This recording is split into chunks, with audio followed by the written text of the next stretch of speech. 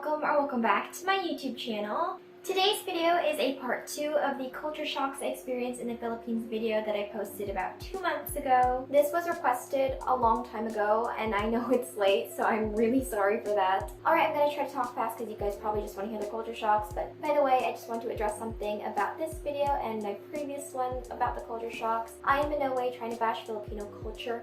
Honestly, I love my culture, of course, because I'm Filipino and I think it's so beautiful and interesting. These were just some of my experiences when I moved back here, and it was just, you know, really a lot to take in, of course, when you move to a different culture. So yeah, culture shock number 1, buying load. Here in the Philippines, they have this thing called load where you can pay a certain amount to load your SIM with like texts, calls, or data for a certain number of days. And when I came here, I was like, what is load? My whole family, well, I think my mom knew, I don't know. The first time I heard it, I think it was my grandma or one of my classmates that said it. I was like, what do you mean by load? Load of laundry? Load in your pants?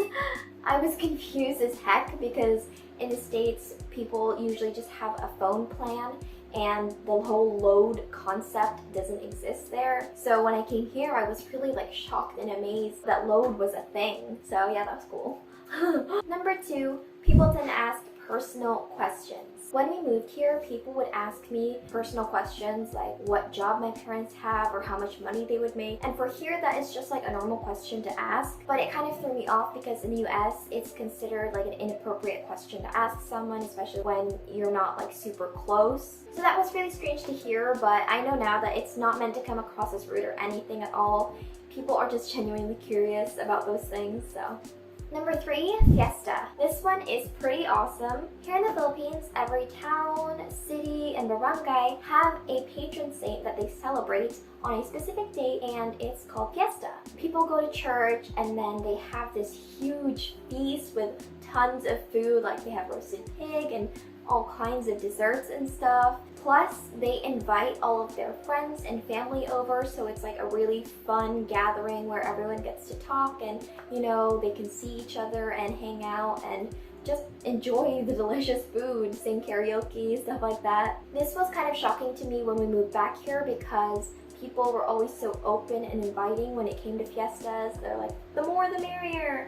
They're just so open to sharing food and, you know, inviting people to come over so that they can have a good time. And this is one of the great things about Filipino culture that I absolutely love. Number 4, not shaking hands in church. This one is actually great for the times we are in now. You know, the whole no contact, stay 6 feet away from me or else. During Mass in the States, when it's time to say peace be with you, and this is Catholic Mass, people usually shake hands with the people around them. Yeah, I'm sure they don't do this now because, you know, with the whole pandemic, but here in the Philippines, people just bow their heads, or when it's their elder family members, they do the pagmamano where they take the elder's hand and bring it to their forehead as a sign of respect. It's a really wonderful gesture. It's nice and sweet.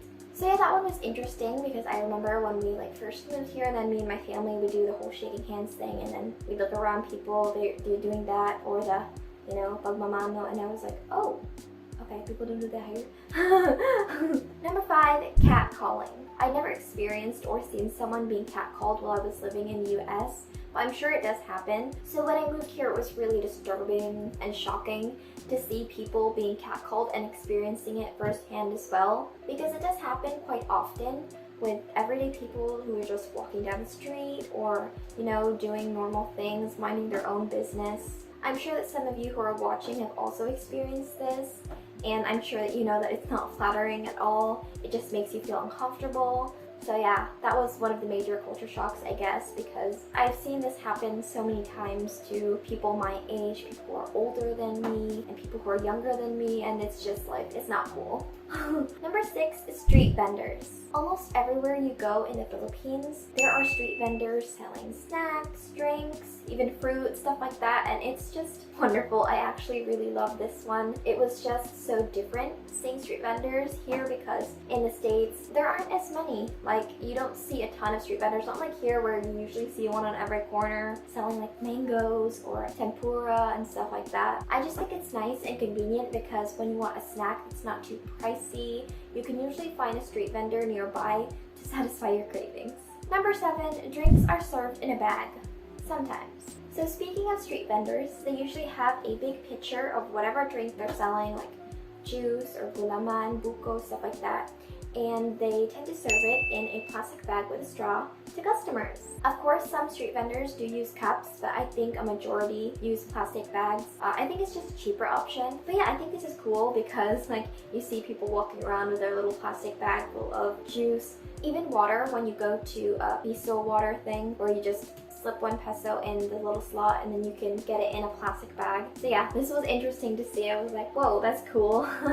It's just different, you know, and when you first see it, it's like, wow, that's really cool. Say cool one more time. Number 8, my last one. A majority of houses don't have house numbers. This one was really surprising to me when we moved back here because most houses don't have a house number up front. Like usually there is one right outside on the wall next to their door so you can see it and it's big. But yeah, when we moved here, I didn't see house numbers like anywhere and it was so strange. So when I had to write my address on stuff, I would be like, how should I write it if there's no house number to indicate what house I'm specifically in? And like with deliveries and stuff, how do people know if there's no number on it?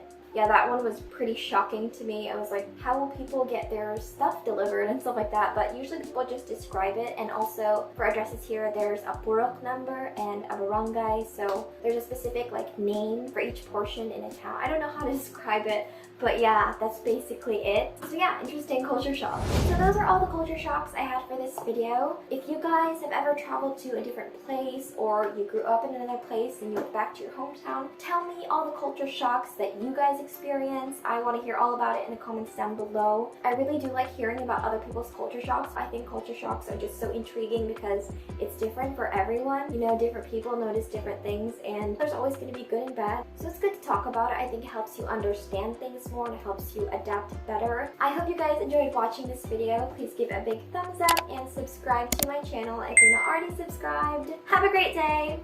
Love you guys. Bye.